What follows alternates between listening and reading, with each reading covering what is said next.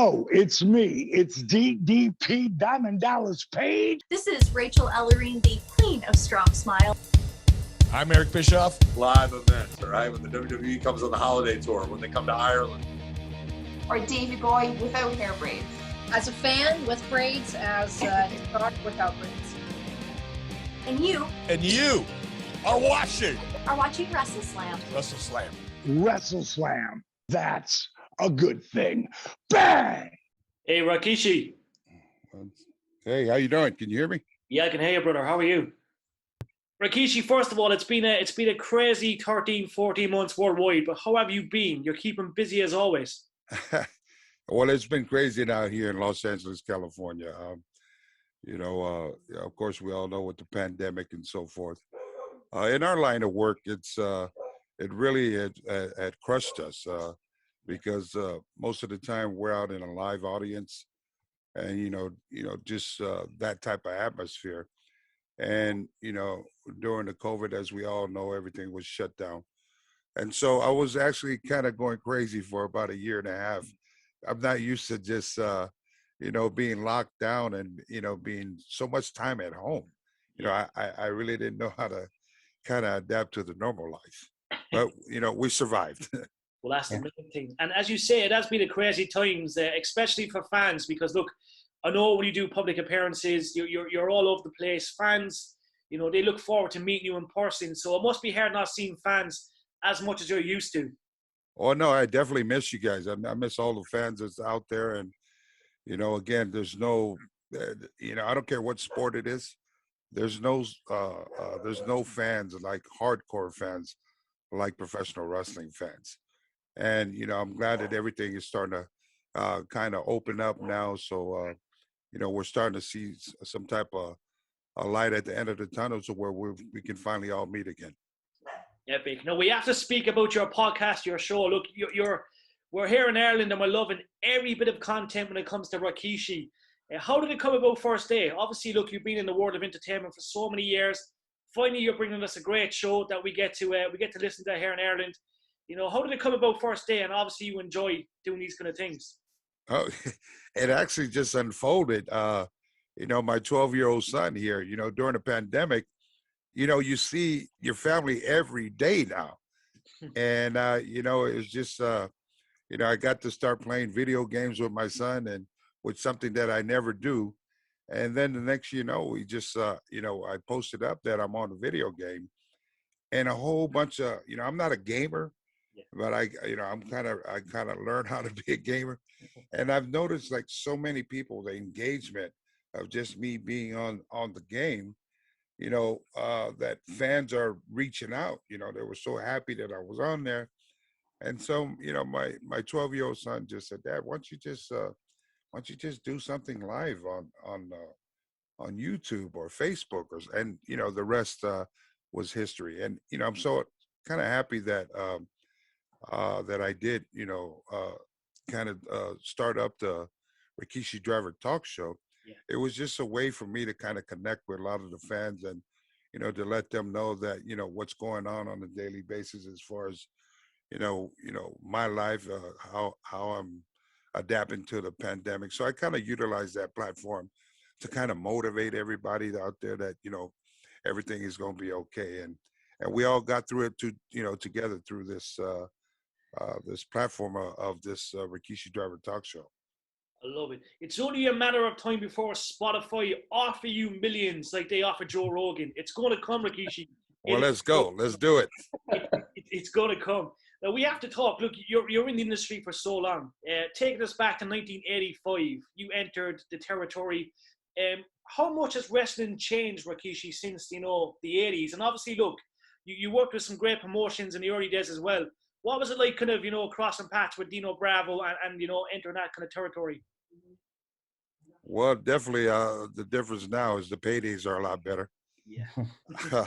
Back in the day, to start in the 80s, up in Montreal, Canada, I can say that there's something that I was blessed with back in the day, starting during that time as a 17-year-old. I got the chance to to be in locker rooms with such of the greats of the industry.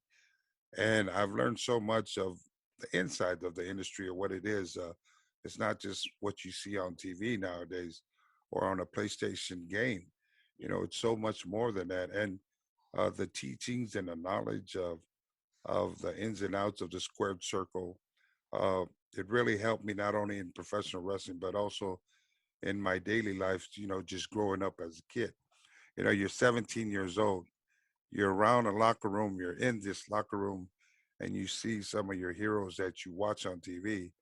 Now you're a part of them. And it's just that I was nothing but a sponge up underneath all those guys. And I kind of just, you know, soaked everything up. You know, I was a wild kid when I first started. I was, man, you know, oh, I'm a professional wrestler now.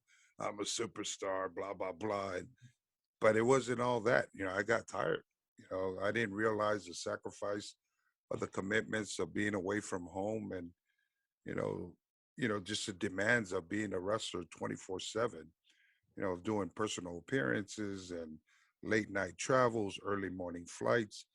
And I wasn't prepared for that. And, you know, as I've, you know, continued down the path with a lot of these great legends, you know, past, present, you know, it's really helped me out. So I was grateful for that. But, you know, the industry is definitely different nowadays. There's just so much more uh, opportunities, let's say, in the inside, you know, or back in the day when we got hurt, we took care of each other. We didn't have a person, a doctor there in the locker room. We didn't have a physical therapist there. And so we were like jack of all trades. I'm the wrestler. I'm the roadie. I'm the one that go gets the ice, make sure the locker room's clean, and then I come out in front of TV. I'm like this big superstar. And so the teachings of that is just really made me humble through the career and to make me respect the industry. Yeah, definitely. I have to agree. It's, as you say, you know, you always hear the stories from the 80s and the 90s, and it's fair to probably say that the majority of superstars today would probably not survive back in that era. It was, you know, proper respect. You know, there was humbleness. Obviously, you know, you have to work a lot harder back then because look, the money is crazy in this day and age. You know, when it comes to that kind of side of things. But it's, you know, some of the stories are incredible. Your career from day one, Rikishi, has been incredible. You know, we've seen you. Thank you. In you know, WWF, obviously there was you know, coming back to WWF, you know, you've been in some great storylines, you know, some epic matches. What was the Hall of Fame to you? Obviously the Hall of Fame is a huge thing, but what did it mean to you personally? Well, you know, it meant that, you know, the journey and all the work that I've put into this industry was recognized by you, the fans. I mean, you know, there's some things that the fans, you know, when we talk about my history, it's been so long and I was so young that sometimes I don't remember it unless I'm reminded by you, the fans. And it was, you know, I'm a kid that was born and raised in San Francisco, California, in the Bay Area. And at one time, I was that one kid at 15, 16, running the streets and not knowing what my future would be. Um, you know, and then I got, you know, my parents sent me off, you know, made a decision, a sacrifice to send their kid, you know, to my mother's brothers, which is Afonseca, to kind of straighten me out. And, you know, 30 something years full circle come back around to 2015 and to be you know, inducted into the Hall of Fame was a huge, it was personal to me. It was, you know, it was a huge deal to me, that meaning that, you know, it was all worth it. Yeah. Because I think back of the nights where I didn't have enough money to eat. Sometimes I couldn't afford as a young kid to, you know, to get a hotel. So, you know, you think on it, you think on your own, you think and you hear the stories of what some of the, you know, the legends, how they talk about how they survived when they were first coming into the industry. Yeah. And many a nights was rest areas for me. Many a nights was in my car, and you know, it'd be cold and sometimes hot. The air conditioning didn't work, but you just made it work. And then, you know, you think about things like that. You think about, you know, all the ups and downs in the industry, and then was it all worth it? I'd say hell yeah. Yeah. Every time I came out and I heard the fans, whether they booed me or whether they cheered me, the bottom line is just that they recognized my work. And, I was very, very excited and grateful and thankful to all the fans for helping me get into the WWE Hall of Fame. So thank you all. And we're thankful too. Phil's got a couple of questions. I'll have a few just before we end. But Phil, I know we've got some great questions. So Rikishi, these are going to be awesome. Yeah, how are you doing? How are you doing, my man? So basically, I remember watching Royal Rumble 2000, and it was like, because it was on a tape delay here, it was like 2 or 3 in the morning. But that pop that I've heard in the match is the biggest ever wrestling pop I've ever heard. And with the Too Cool, when you entered and everybody was like, just the whole audience just went insane. Yeah, that was in Madison Square Garden, and yeah, that's definitely one of the highlights of my career. Yeah. Is it didn't even have nothing to do with wrestling. It was just 3 guys dancing in the middle of the ring, and to be able to switch up what the norm of the Royal Rumble is, and it's that opportunity when you feel something that comes about. Why not? Why not take the risk to do something different? And yes, it was, besides the stink face. Yes, that was probably the biggest pop that I've heard with the 3 of us. And shout out and rest in peace to my brother Grandmaster Sexy. We miss you. So yeah, just kind of keeping with Too Cool there. How did the glasses and the dance come about? First day. Oh man, in professional wrestling, you just try things. And then it's like us just hanging out here, talking here on the interview. We're going to try stuff and throw it at the wall, see if it sticks. Yeah. And, we kind of meshed together the ideas, us 3, of, you have a big blonde hair Samoan sumo cat in a thong. And then you got 2 white boys that are trying to be hip hop, but has no idea, has no soul in their body whatsoever. And so what great way to go out there and just, try that dance out there.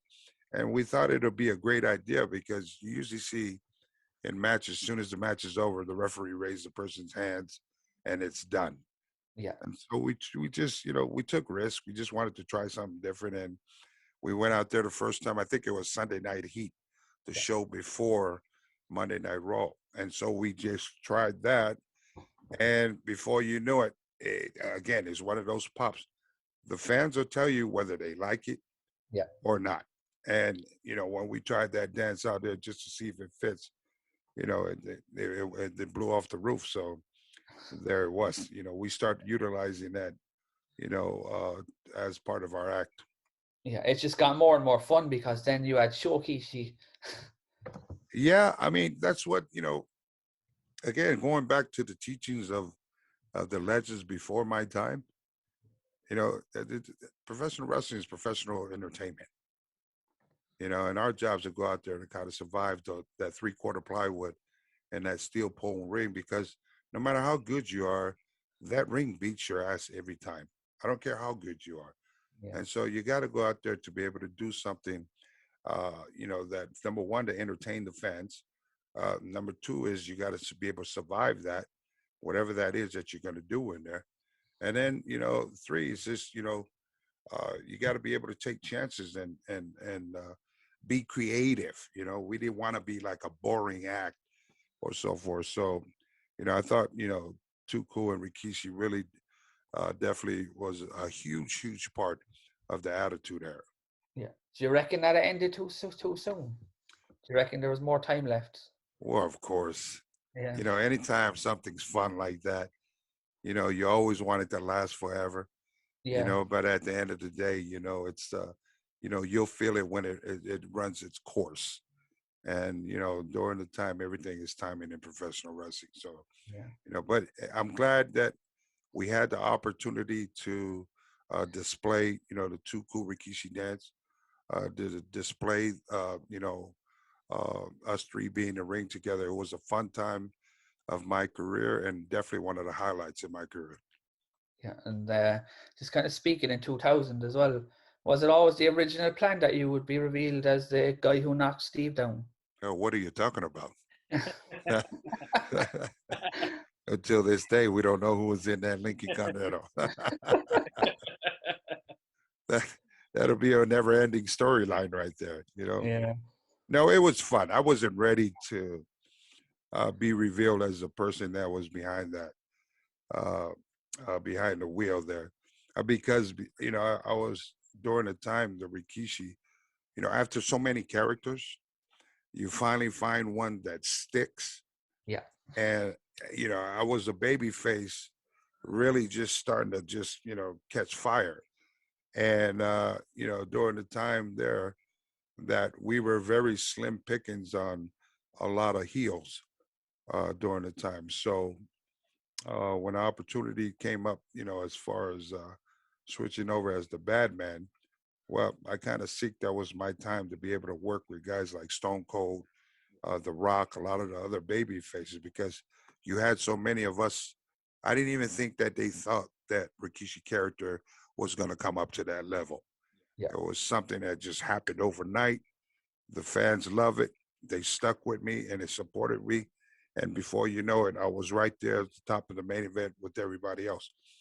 And so, you know, business-wise, it was just, you know, the right time for the character Rikishi to turn Rikishi the bad man.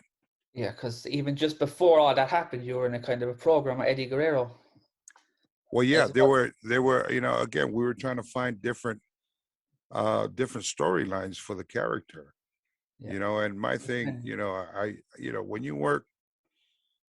you've been through a roller coaster ride, such as, you know, characters such as myself, you know, I was grateful for a lot of the opportunities, the different characters, meaning that I knew then that, you know, Vince McMahon, WWE believed in my work. It was only just finding the right character that stuck.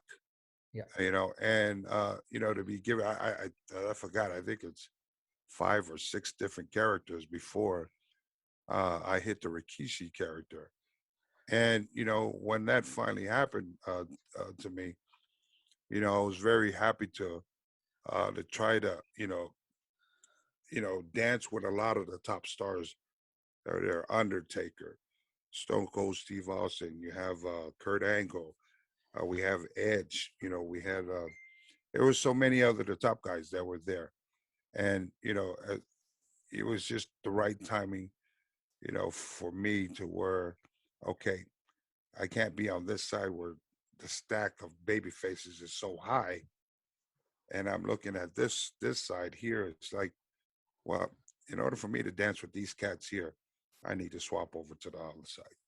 Yeah. And you know, that's how all that kind of, you know, came about. And I suppose my last kind of question then would be kind of, I just always remember JR going nuts when you kind of jumped off the cage at Fully Loaded yeah. 2000. Oh yeah, don't try that at home.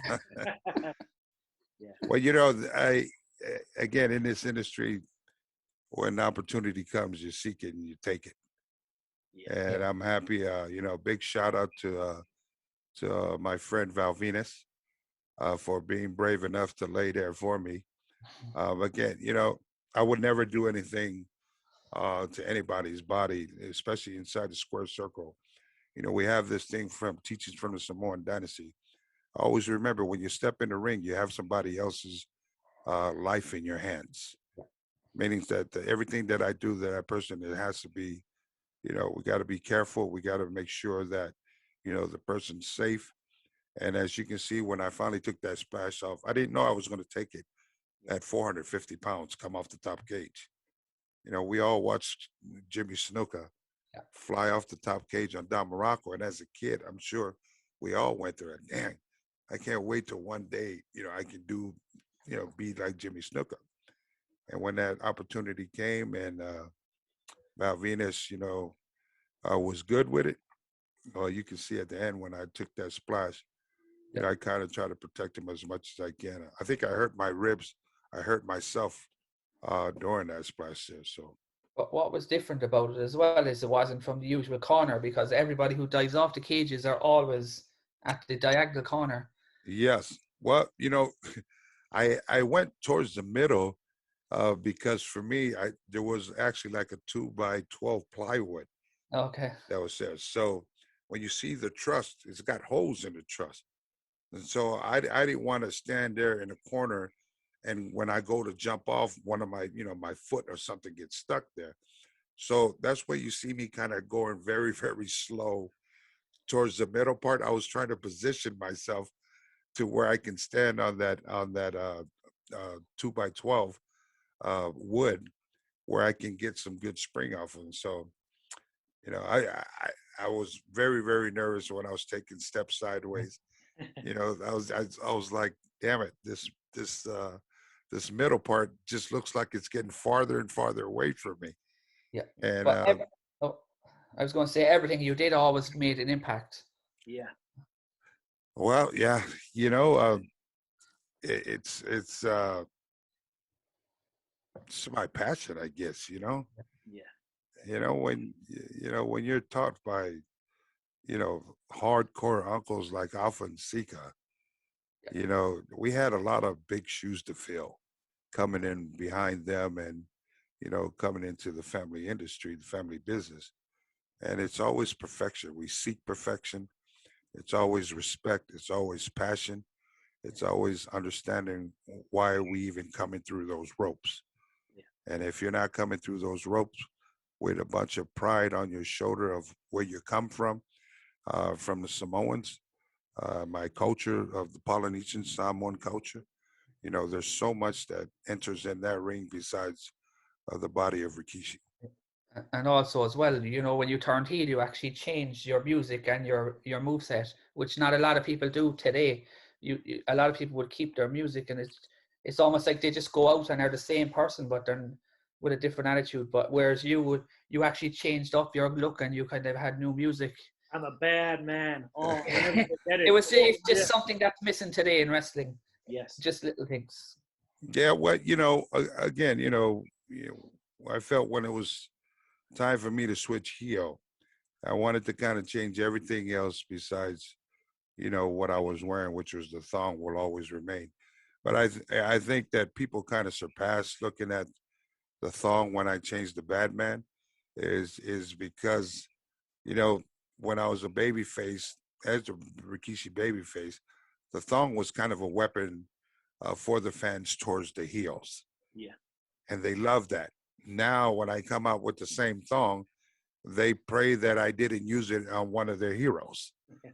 And so for me, the only thing to change up, I wanted to look like, a guy that came from the streets, with the Rikishi leather wear outfit, change up the music, kind of make it like darkish, like, like something that you don't even want to dance to. And so, not smiling anymore, with the dark shades, the black glasses, I think that, I was just going through what I feel like what fits the Batman during that time. It was perfect. It was perfect. And I must say, we were in the gym the other day, Rikishi. Now, the gyms have only reopened in Ireland, but I put on an old WWF soundtrack, and the barman came on, and there was a guy up the front by the window. And I won't go into detail because it was explicit. He was like, God damn, I remember that tune. And he came over to me. He's like, where did that tune come from? I was like, you remember Rikishi? He's like, that was it. So like all these years later, these guys remember that tune, that character. It was immense. I think one of the best characters I've ever seen in the company. Two more questions just before you go, because I know you're busy. How close did you come to winning the WWE Championship? Was there ever a scenario where, Vince probably said something to you like, we can make it happen? Because today I think is the biggest catastrophe ever, that you were never, ever a WWE champion. You know what? That's one thing that, was always on my bucket list. If you're in this industry and you don't have your eyes set on a big prize, then I don't know why you're in it. It might take you 1 year, it might take you, 10, 15 years. But that was for me, one of my biggest things is, to give an opportunity to be able to, be a WWE champion. And, I won't go into details, but it could have happened during that time of the Attitude Era with I did it for The Rock and with Stone Cold Steve Austin, blah blah blah. But business wise, things didn't pan out for me, and that's um, how that kind of came about. Yeah. And at the end of the day, I got to do what's best for my family. Yeah. And wrestling will always be here, and it just was a bad timing during that time, and but I'm okay. I'm a WWE Hall of Famer, and that's just as big as that. The rest I've done. You can see most of the stuff that I've done, and Google it.